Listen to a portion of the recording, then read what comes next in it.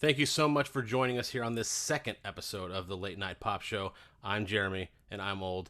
If this is your first time with us or you know nothing about this format whatsoever, I used to work in sports talk radio and in the sports media landscape here in Nashville, and I really missed interviewing players and locker rooms, and so I thought, how can I bring that to the channel that McGillney and I have here at New and Old Funko Pop Unboxings?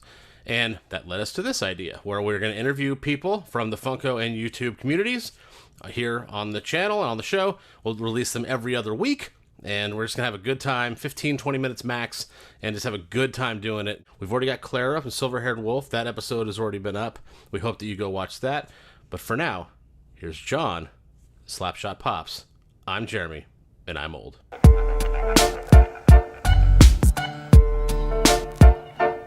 You can find them at SlapShotPops on Instagram, and of course, you should absolutely be following them on YouTube. John, thank you so much for doing this, man. I really appreciate it. Oh, no, happy to be here, and thank you for offering to do this.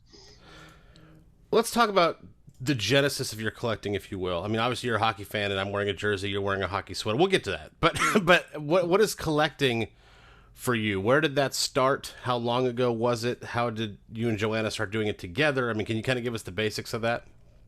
Yeah, sure. I was actually a secret Funko collector for a long time. I kind of expressed my hobby or expressed my interests without really letting anybody else know. I started back in 2013. I was still in college, and Oh, wow. I was a huge Captain America fan. Loved the movies, loved Chris Evans, so I started picking up the Captain America Pops. And I didn't tell anybody for years. I had no idea that there was a YouTube world, an Instagram world.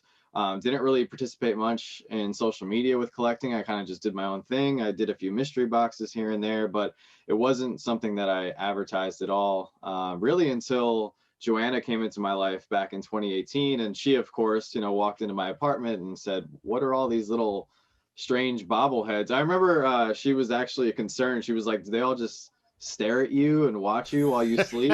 And I'm like, Yes. no, Yes, they do. we turn them away, So yeah, and then I think she was a little hesitant at first, just because I had a lot, and we all have a lot. But slowly I introduced her to some characters that she's very fond of, and now she's full on in it with me with SlapShotPops. So What was your first pop, and what was her first pop? my first pop was the original Captain America from the Avengers line.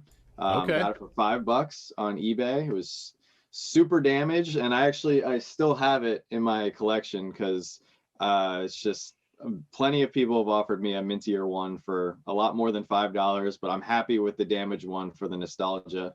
Joanna's first pop, that's a good question. Oh, she loves Moana, the Disney movie. And that's Okay. kind of how I got her hooked. She loves the chicken, Hey Hey, from Moana. Oh, of course. And I found a few Hey Hey Pops. I think they started coming out with them in like 2019, I want to say. And that was it. She was all in. So Well, you guys and your wallets can be thankful that there's not as many Hey Hey Pops as there are Stitch Pops. I know a lot of Stitch collectors have many to get. If they're gonna be a completionist. yeah, Stitch is right up there with Batman, Deadpool. I mean, Yeah. they really milk the crap out of Stitch. Speaking of completionist, do you guys consider yourself complete? I see Star Wars behind you, and that would be impossible to complete. But I mean, like other stuff, like do you try to get everything? I think now I kind of just go after stuff that I kind of have like a priority list. In the beginning, I was definitely trying to be a completionist. But now it's a little bit unrealistic just based on how many characters and how big the lines are that Funko produces. There are a few very like individual sets, like the Winter Soldier set from Captain America. I recently completed that. So that was a big goal for me. Little things like that. But now it's kind of just, all right, we speaking of Stitch, we like Stitch, but we're only going to grab, this one, and we'll try to find that one. So I think it's tough now. It's really tough, especially now with the sodas. And there's also a lot of very cool mystery minis that they're producing now. So it's very difficult to be a completionist. So I tend to think if you get in on the ground floor, it's a lot easier, right? So like if I tried to catch up right now and get I mean, if I started right now and got all the Mandalorian pops, it would take me forever, right? Right. But I started at the beginning, and so the only one I'm missing, well, I guess the D23 one counts, but the NYCC, that's the only one that I'm missing. I have every other Mandalorian pop, right? So I feel like that's an accomplishment. Like I'm trying to complete that set, but I'm only able to do so because I started at the beginning. I'm not trying to catch up, and I'm just, I'm at a loss, right? And I hear that a lot from collectors. A lot of people say, I think it's maybe the second most common phrase I hear besides, darn it, I missed the drop. It's, I wish I got it on the ground floor. I wish I would have, started collecting sooner. And one of the tips that I always try to offer people, YouTubers or not, collectors, big and small, is just remember, like, you're in the game right now. You started collecting, whether it was yesterday, 2 weeks ago, a year ago. Think about all the people that are going to start collecting tomorrow. You're already ahead of them. So it's all perspective. Yeah, it's good advice. What made you guys want to do a YouTube channel? Um, I don't, I think it was partly the pandemic. We started doing mystery boxes. It was about a year ago. We started doing mystery boxes on Instagram just because we were doing mystery boxes ourselves. And we had, it was two things. We had all these extra pops lying around that we didn't know what to do with. We were selling them Macari here and there, did eBay a little bit. eBay wasn't really that great. And then I was doing mystery boxes and we were just losing and losing and losing all kinds of money. And then I found YouTube. I started watching certain Funko YouTubers and I got really into that. And I noticed that, there was a lot of excitement in opening up these mystery boxes, but I felt that there was companies that weren't doing the collectors justice. So like anybody who wants to pioneer a product, I said, you know what, we're going to do our own mystery boxes and we're going to make them better than anyone else's. And they were a lot of work. And we got a lot of good feedback from the people that did buy mystery boxes from us. It was a great segue to get our foot in the door into the YouTube community. And then once people found out, who I was, I started posting stuff on my Instagram just to gain followers and, let people know my collecting interests and stuff. And then when people started to realize some of the Star Wars stuff I had, some of the Freddy's and some of the stuff I'd, been collecting for such a long time, a lot of people suggested, they're like, you should try YouTube. And some people might not believe this now, but I was a very shy person. I was not somebody who ever thought I'd jump in front of a camera and be energetic and eccentric. And I never, if you had showed me a picture of Don Jarling like 2 years ago, I'd be like, am I okay? Like, what's going on? So what we just wanted to start YouTube just to kind of, I don't know, like show off our collection a little bit and make a connection to the Funko community with all the people watching and everything. And I never thought it would take off the way it has. Getting 1,000 subscribers is a lot of work. Getting any amount of subscribers is a lot of work. Producing good content. It's kind of funny. Like we had the pops, we had the collection, and we had the desire, but there was a whole other side to it that you have to learn, which I'm sure you're probably doing right now with the editing and the software and the computer and the lighting, the audio, everything that goes into it. It's a lot of work, but we just been having so much fun. Yeah, we're coming up on, I think, 8 months now, so it's crazy. How did you guys grow your? I have a couple of follow-ups to that, but I got to get your answer on this. How did you guys grow your channel so fast? What I mean by that is, like, people have started before you or after you, and have less or more or whatever the case is. But what was your formula? Let's go with that. What was your formula to grow your channel so successfully? I think so. I've seen a lot of other different YouTube communities besides Funko. We're really into Lego, which I think some people are starting to see a little bit more of, and that's something we want to add to our channel a little bit more. But I also really enjoy Hot Toys videos. I watch a lot of comic book breakdowns, of course, like hockey, just follow-ups and gameplay reviews and stuff like that. So I do watch a lot of other channels. And I noticed that the difference between other communities in YouTube, and I'm sure there's exceptions to the rule, but I felt like the Funko community on YouTube was very different from other communities on YouTube in that we have an opportunity to help each other grow. Whereas I felt like I'm watching other YouTubers and I see a lot of channels, and everyone has their own strategy, but I felt like a lot of people weren't necessarily connecting with other people the way we do. So, and I think this is what led to the eventual birth of Pop Fource One, is instead of us trying to focus on our own content and shutting everybody else out, why don't we link up with some other channels? Why don't we get to know more people? And that way we can all grow together. And I think that's really worked for us with two aspects with Pop Fource One.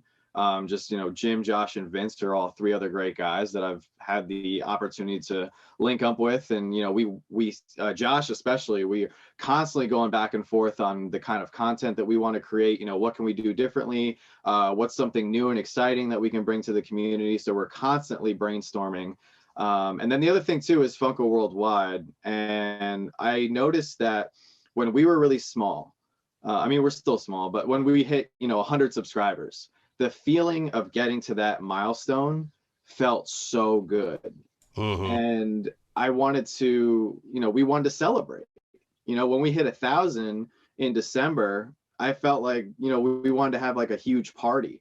So I kind of took that feeling and I say, how can we celebrate other people's success? How can we, amplify that feeling for other people? And that's what we try to do every single week with Funko Worldwide with our 3 stars. And we try to just shout out 3 other channels that week that have had some success, and they get to hear their name on another channel, and they just get to continue that celebration for a couple more seconds. As brief as it is, I've gotten so much positive feedback from that, and that's something that I want to keep doing, Yeah, when you guys mentioned us, we jumped, I don't know how many, I'm guessing 15 subscribers, and it was just a tremendous feeling, not only to be recognized by you and your channel and the size of that, but also to have these other people come along and say, oh, let's just check them out. Because really, at the end of the day, that's all we really want, is we want a chance to get on your sub list. We're not trying to go out for subs, we're not trying to go out for likes, we're not doing anything like that.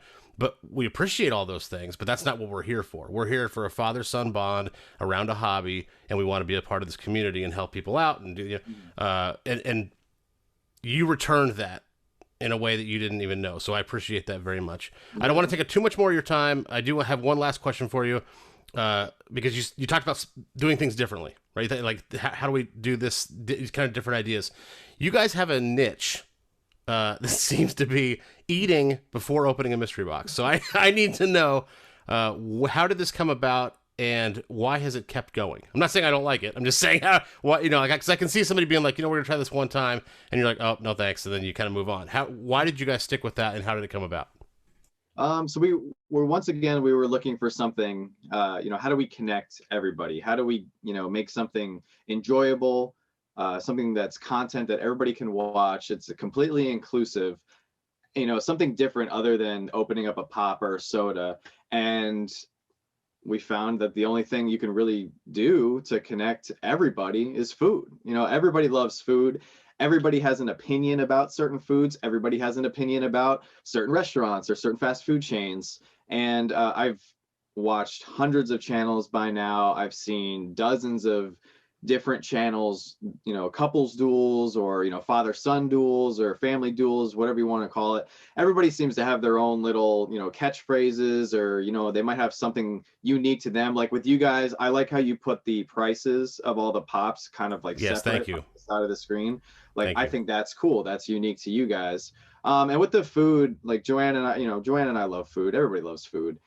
So I just wanted to give everyone something different on Fridays, and then people get a kick out of watching other people try something that's maybe spicy or really bad, or maybe it's really good, and then we say, hey guys, you should go try this. And I got to tell you, one of the byproducts of this segment is the fact that I think this is so cool, and I don't know if a lot of people know about this, but if we eat, let's say, hot dogs or something on Fridays, and we say, hey, we got Nathan's hot dogs. If you guys have a Nathan's by you, go check them out. And no joke, like 6 to 10 people will text me, message me, or whatever. They'll hit me up and they go, we're eating hot dogs right now because of you guys. And it's such a little thing, but it's kind of cool to be like, we made that connection with somebody, over a meal virtually, so it's just something small that we have a lot of fun with. Although we did have to change something. We used to drop our videos at 9 in the morning, And then now we drop them at 12 noon Eastern, because everybody was like, you can't be dropping,